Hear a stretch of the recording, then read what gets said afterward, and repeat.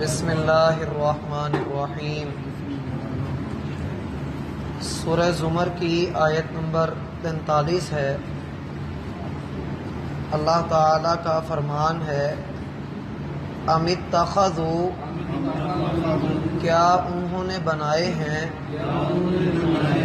من دون اللہ،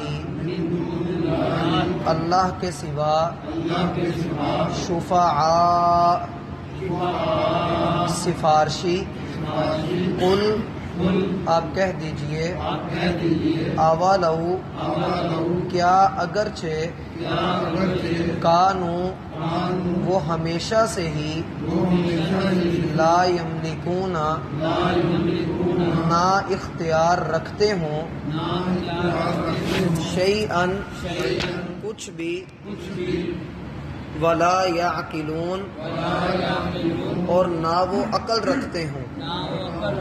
قل، آپ کہہ دیجئے، للہ، اللہ ہی کے لیے ہے، الشفاعۃ، سفارش، جمیعا، ساری کی ساری، لہ ملک السماوات والارض، اسی کے لیے آسمانوں اور زمین کی بادشاہی ہے، ثم، پھر، الیہ، اسی کی طرف، ترجعون، تم لوٹائے جاؤ گے۔ احباب گرامی، اللہ رب العزت نے حضرت انسان کو اس بات کا پابند ٹھہرایا ہے کہ وہ اللہ کی بندگی کرے۔ جیسے دن اور رات آپس میں دو متضاد چیزیں ہیں، مذکر اور مؤنث الگ الگ ہیں، اسی طرح سے اپنی کوشش، لگن، محنت، جد و جہد کے اعتبار سے انسان کے بھی دو گروہ ہیں۔ ایک وہ ہیں جو جنت کے لیے محنت کرتے ہیں، اور دوسرے وہ ہیں جو جہنم کے لیے کوشش کرتے ہیں۔ کامیاب وہ لوگ ہیں جو اللہ تعالی کے ہاں اپنے نیک اعمال لے کر پیش ہوں گے، لیکن لوگوں کے اندر شیطان نے ایسی بد عقیدگیاں پھیلائی ہوئی ہیں جن کا صحیح مذہب سے اور اللہ تعالی کے دین کے ساتھ کوئی بھی تعلق نہیں ہے۔ مشرکین مکہ کا جو مذہب تھا، جو عقیدہ تھا، یا آج کل کے نام نہاد جو مذہب کے ٹھیکیدار بنے ہوئے ہوتے ہیں، ان کا یہ عقیدہ ہوتا ہے کہ ہمارے پاس سفارش موجود ہے، شفاعت موجود ہے، ہم دنیا میں جو مرضی کریں، جیسا مرضی چلیں، اپنی مرضیاں کریں، ہمیں اس بات کی کوئی پرواہ نہیں کہ دین ہمیں کیا کہتا ہے۔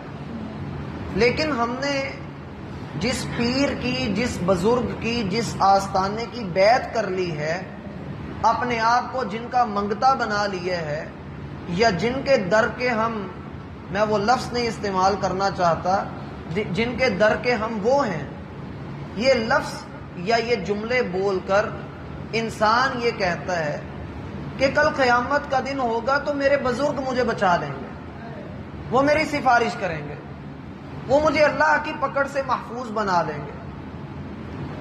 شفاعت کا یہ جو عقیدہ ہے، یہ قرآن کے صریحاً خلاف ہے۔ اس کی دو وجوہات ہیں۔ ہمارے اندر یہ عقیدہ کیوں آیا، یا آج سے 1400 سال پہلے اور ہر دور میں مشرکین کا یہ عقیدہ کیوں رہا؟ اس کی دو وجوہات۔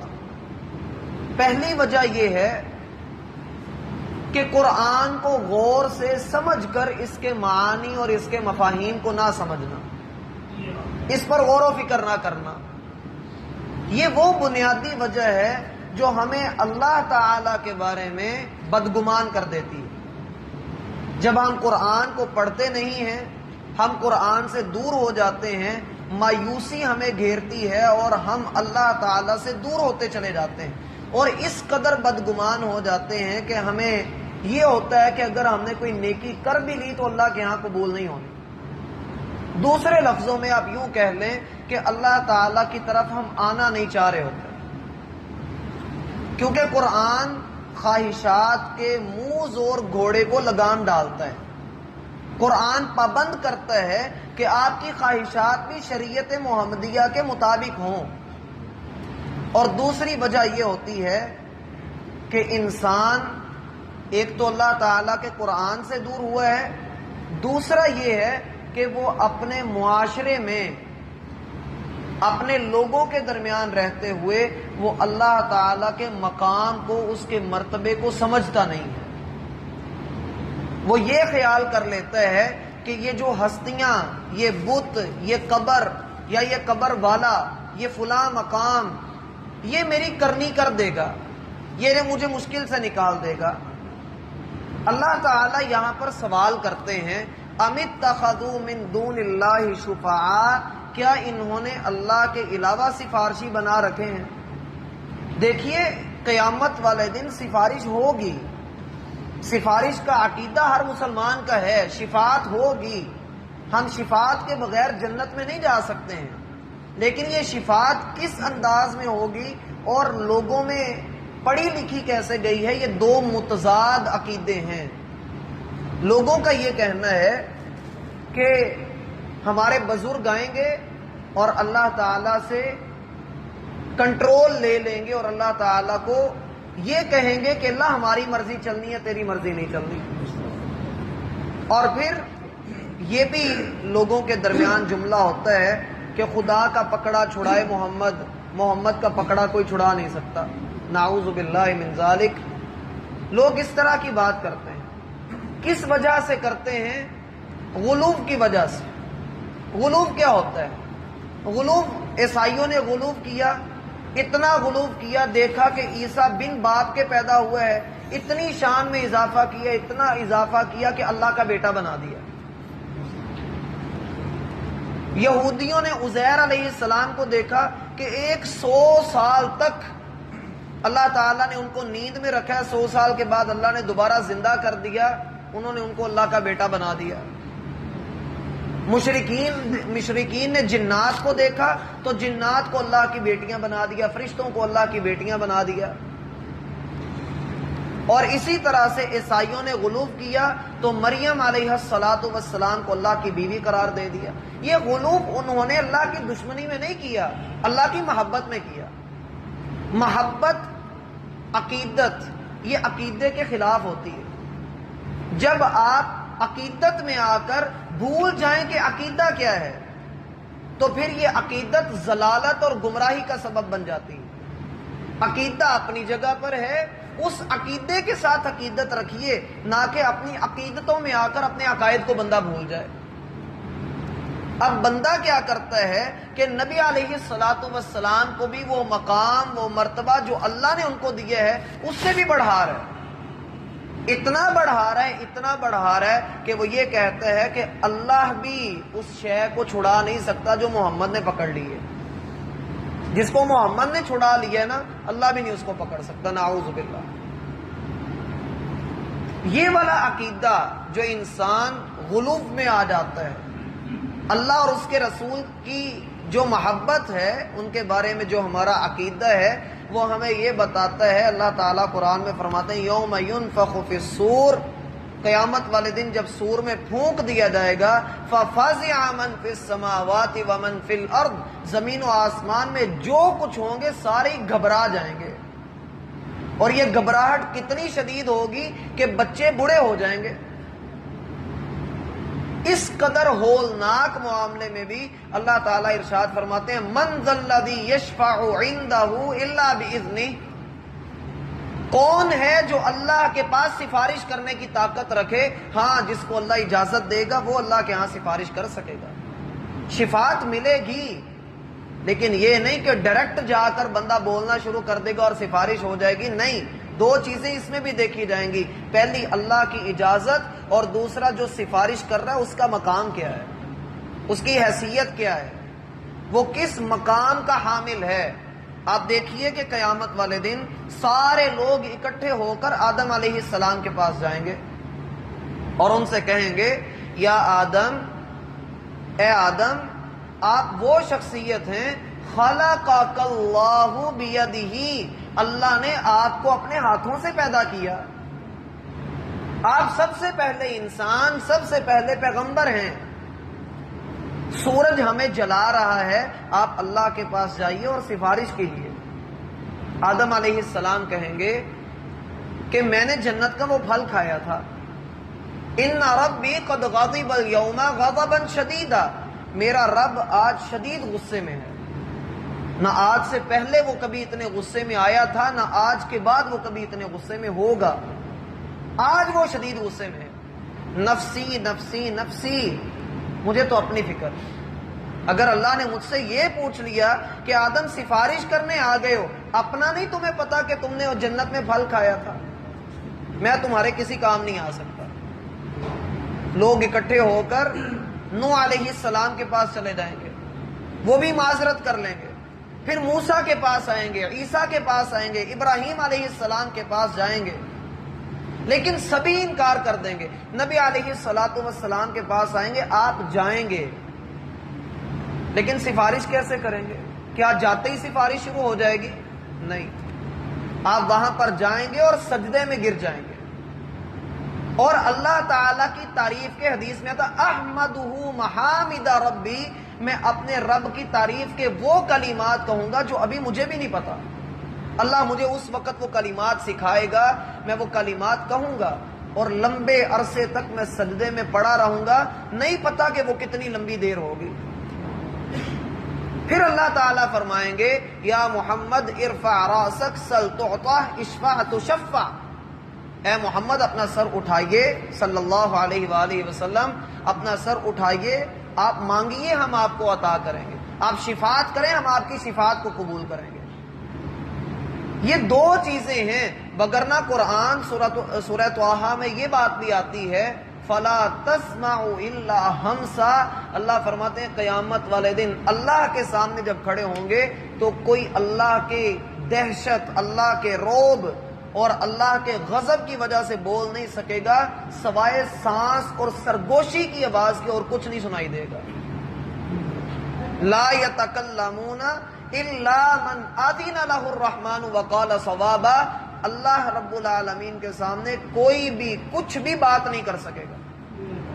اور ایک حدیث میں آتا ہے جو اس موضوع سے ہٹ کر ہے لیکن سمجھنے کے لیے، نبی علیہ السلام فرماتے ہیں لوگوں تمہاری کیا حالت ہوگی کہ جب تم میں سے ہر ایک کو اکیلے اکیلے کو اللہ کے سامنے پیش کیا جائے گا اور اللہ اور اس بندے کے درمیان کوئی ترجمان نہیں ہوگا، بندے کو ڈائریکٹ اللہ سے گفتگو کرنی پڑے گی، درمیان میں سارے واسطے وسیلے نکل جائیں گے، اور یہ کس طرح سے نکلیں گے؟